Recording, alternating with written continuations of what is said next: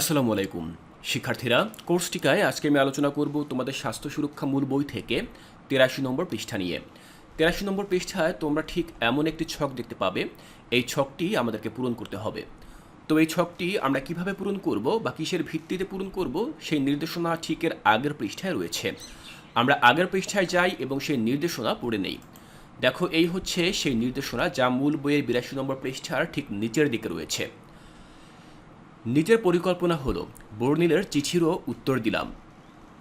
নিজেদের বিদ্যালয়ের প্রতিবেশী আত্মীয় যারা বাসার বিভিন্ন কাজে আমাদের সহযোগিতা করেন, তাদের যদি আমার সমবয়সী ছেলে বা মেয়ে থাকে যাদের এই বিষয়ে জানাতে, অথবা এমন কেউ যার আমাদের মতো স্কুলে পড়ার সুযোগ হয়নি, আমাদের এই অভিজ্ঞতা থেকে তেমন একজনকে যদি সহযোগিতা করি কেমন হয় বলো তো?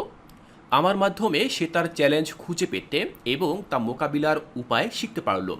তাহলে আমরা একটু ভেবে নেই কাকে আমি সাহায্য করতে চাই, এরপর তাকে জানাতে সহযোগিতা করতে ধাপে ধাপে কি করব তা ঠিক করে নেই এবং তার তথ্য অপর পৃষ্ঠার ছক অনুযায়ী সংরক্ষণ করি।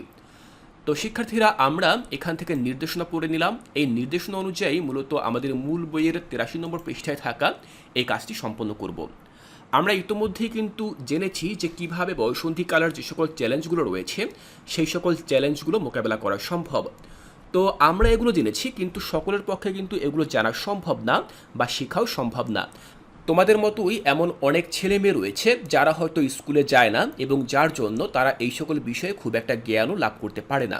তো আমাদের কিন্তু উচিত সেই সকল ছেলে মেয়েদেরকে সাহায্য করা এবং তাদের বয়ঃসন্ধিকালের চ্যালেঞ্জগুলো মোকাবেলায় জ্ঞান প্রদান করা।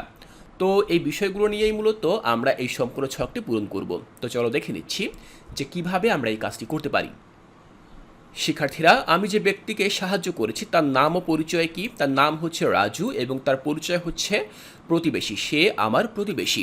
তো তুমিও তোমার পছন্দ মতো যে কোনো ব্যক্তিকে বেছে নেবে, তার নাম এবং তার পরিচয় তুমি এখানে লিখে দিবে। তারপরে আমরা উল্লেখ করব যে তার কি কি চ্যালেঞ্জ ছিল।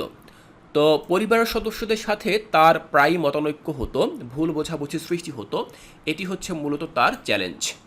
এবার আমি তার মোকাবিলায় কী সহযোগিতা করলাম এই বিষয়ে আমি লিখেছি। তাকে আমি বিশ্বস্ত প্রাপ্তবয়স্ক বন্ধু বা পরিবারের সদস্যদের সাথে কথা বলা এবং তাদের সহায়তা গ্রহণ করার পরামর্শ দিয়েছি। তো আমি তাকে যেভাবে সাহায্য করেছি সেটি আমি এখানে লিখে দিয়েছি।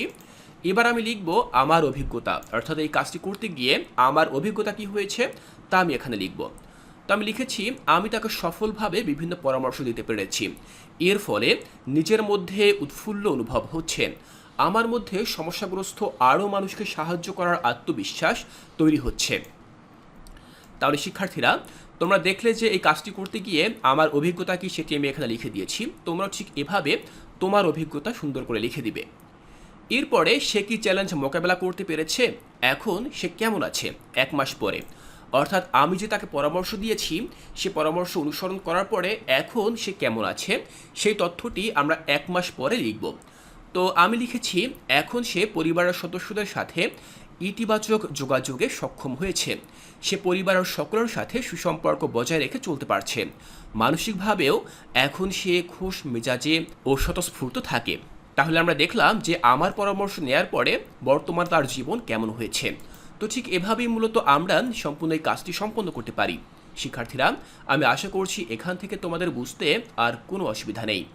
এর পরবর্তী ক্লাসে আমি তোমাদের স্বাস্থ্য সুরক্ষা মূল বই থেকে অন্য কোনো কাজ নিয়ে আলোচনা করব এবং সেটির সমাধান তোমরা কিভাবে করবে তাও আমি তোমাদেরকে বুঝিয়ে দেব। তাই পরবর্তী ক্লাসটি দেখার আমন্ত্রণ জানিয়ে আজকের এই ক্লাসটি এখানেই শেষ করছি।